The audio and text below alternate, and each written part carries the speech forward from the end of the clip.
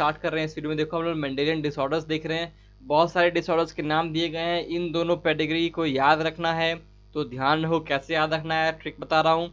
जो ज्यादा बड़ा पेडिग्री यहाँ पे दिखाई दे रहा है आपको, ठीक है ना, 3 फीमेल 1 मेल आपको डिफेक्टेड दिखाई दे रहा है, ये मायोटोनिक डिस्ट्रॉफी का है और ये ज्यादा बड़ा है पेडिग्री, इसीलिए डोमिनेंट कैरेक्टर का है, ऑटोजोमल कैरेक्टर का है, ठीक है ना।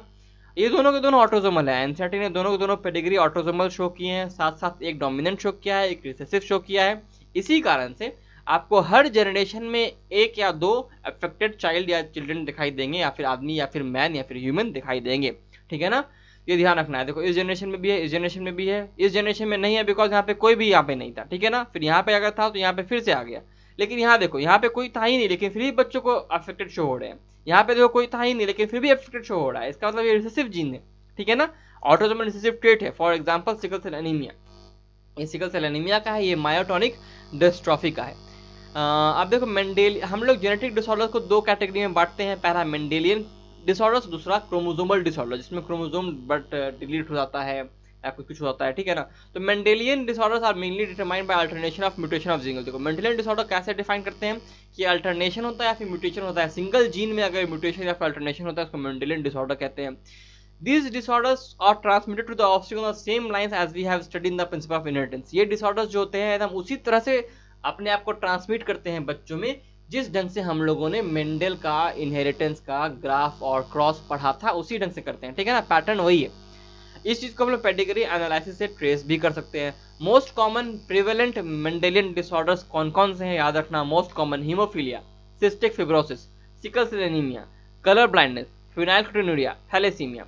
तो 1 2 3 4 5 6 6 के बारे में हम लोग एनसीईआरटी में पढ़ेंगे, एक एक करके हर वीडियो में आपको हर चीज का कुछ ना कुछ पैराग्राफ देखने को मिल जाएगा।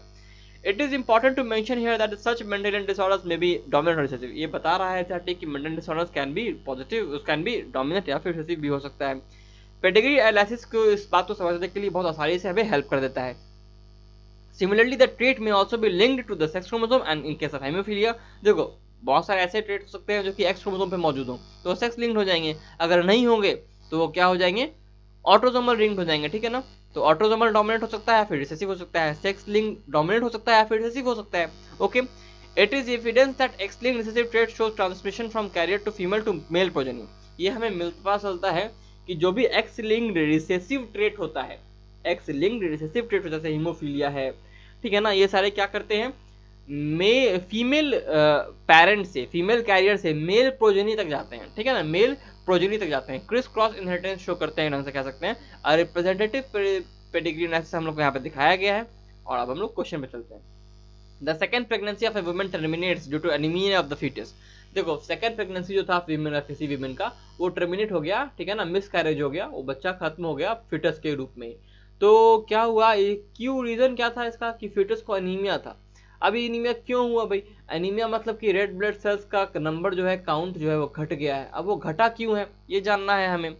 तो घटा क्यों है, क्योंकि she had never blood transfusion, उनके पास उनको कभी ब्लड ट्रांसफ्यूजन नहीं किया गया। On the basis of which क्या आप लोग समझ सकते हैं कि पहला चाइल्ड उनका RH पॉजिटिव होगा, हस्बैंड उनका RH पॉजिटिव होगा, वो खुद RH निगेटिव होंगी, इसीलिए एरिथ्रोब्लास्टोसिस फेटालिस हो चुका होगा, इसी कारण आंसर इसका डी हो जाएगा।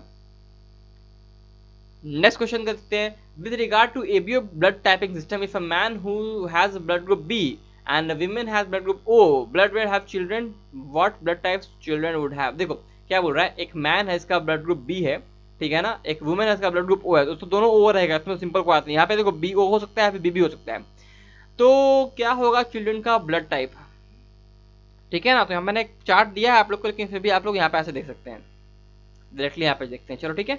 बताओ क्या क्या हो सकता है यहाँ पे टाइप, या तो बी हो सकता है या फिर हो सकता है। देखो ब्लड ग्रुप जो मैन का है वो बी ही है, इसका मतलब इसके पास ए है ही नहीं, अगर ए होता तो ए भी होता, अगर बी ओ होगा या फिर यहाँ पे बी भी होगा, दोनों में से कुछ एक हो सकता है। इसका मतलब अगर बी ओ होगा तो यहाँ पे हम बच्चे में ओ भी मिलेगा, और खाली बी होगा तो या फिर खाली बी मिलेगा, यानी बच्चे का बी होगा तो फिर ओ होगा, ओके। तो ये वाला अब नेक्स्ट क्वेश्चन देखते हैं। देखो यहाँ पे नेक्स्ट क्वेश्चन में क्या लिखा है, if two parents with AB blood group marry and have sufficiently large number of children, ठीक है, दोनों पेरेंट्स के पास AB ब्लड ग्रुप है, ओके, AB ब्लड ग्रुप है दोनों पेरेंट्स के पास, लार्ज नंबर ऑफ चिल्ड्रन आए, इसमें से ए ब्लड ग्रुप एक था, ठीक है, ए बी ब्लड ग्रुप और बी ब्लड ग्रुप का जो रेशियो था वो 1:2:1 है। कोई दिक्कत इसमें 1:2:1 में कोई दिक्कत नहीं ना, इसका रेशियो दिया हुआ है। ओके, अब आगे देखो क्या बोल रहा है। Modern technique of protein electrophoresis reveals presence of both A and B type proteins in AB blood group individuals. This is an example of. अब बताओ, इतना जो लंबा सा चौड़ा सा क्वेश्चन लिखा, इसका कोई मतलब नहीं है ना। सिंपल सिंपल पूछ रहा है कि ए बी ब्लड ग्रुप क्या चीज रिप्रेजेंट करता है, को डोमिनेंस को रिप्रेजेंट करता है। ठीक है, डरने वाली बातें नहीं करनी चाहिए इस क्वेश्चन में। ठीक है, the probability of having a child with blood group O blood group के साथ लाना है, और ब्लड ग्रुप जो पेरेंट्स का है वो ए और बी है, तो ऐसे समझो इसको, ए और बी दोनों का मैं कैपिटल टी मान लेता हूँ। ठीक है ना, तो capital T small T, capital T small T. अब देखो स्मॉल टी कभी रहेगा ही नहीं, ये स्मॉल टी है, ये कैपिटल टी है, ये भी कैपिटल टी है, बी वाला भी, और ये ओ वाला स्मॉल टी है। तो अगर स्मॉल टी अगर जीरो टाइप में रहेगा ही तो स्मॉल टी कभी आने ही नहीं वाला, तो जीरो होना चाहिए था आंसर, लेकिन यहाँ पे जीरो कहीं आंसर में है ही नहीं। इसका मतलब हम लोग को लाना पड़ेगा, इसका मतलब ए और बी हेट्रोजाइगोट है, इसका मतलब ऐसा है। इसके लिए हम लोग रेशियो जानते हैं 3:1 होता है, यानी कि 4 बच्चों में एक होता है डॉर्फ, इसलिए 4 बच्चों में एक होगा ओ वाला blood group. Simple simple question था, सिंपल सिंपल क्वेश्चन था, कोई दिक्कत वाली बात इसमें नहीं थी। आप लोगों को मैं ट्रिक बताता हूँ, समझाता हूँ, इसी ढंग से सॉल्व करना है यार। ठीक है, example of qualitative inheritance, obvious सी बात है, colour of skin example of qualitative inheritance यानी polygenic inheritance. The father of has blood group, the father has blood group A B, father के पास ब्लड ग्रुप ए बी है, mother के पास blood group ओ है, तो यानी दोनों ओ हो जाएगा। बच्चा में कभी भी ओ नहीं आने वाला और कभी भी ए बी नहीं आने वाला। The child is suppose to have which of the following blood groups, A या फिर बी आएगा। ठीक है ना, इसका ए और ओ जाके मिलेगा और इसका बी और ओ जाके मिलेगा। ठीक है, तो ए या फिर बी आएगा, तो आंसर शुड बी ए। 44 का आंसर हो जाएगा ए हो जाएगा। ठीक है, नेक्स्ट क्वेश्चन देख रहे हैं हम लोग। 45, a child of a mother with blood group A, एक चाइल्ड है of a mother with blood group A, mother का ब्लड ग्रुप ए है, and father with blood group A B, father का ब्लड ग्रुप ए बी है। इसका मतलब mother जो है ए हो सकती है फिर ए हो सकती है। ठीक है ना, दोनों हो सकती है। फिर बोल रहा है कि A B may have any one of the following blood group except, child के पास इन चारों में से 3 होंगे ब्लड ग्रुप, एक्सेप्ट एक नहीं होगा। तो कौन सा वो नहीं होगा वो बताना है। देखो किसी भी केस में अगर ओ वाला केस देखते हैं तो इस केस में भी यहाँ पे एक ही ओ आएगा, और इधर से या तो ए आएगा या तो फिर इधर से बी आएगा।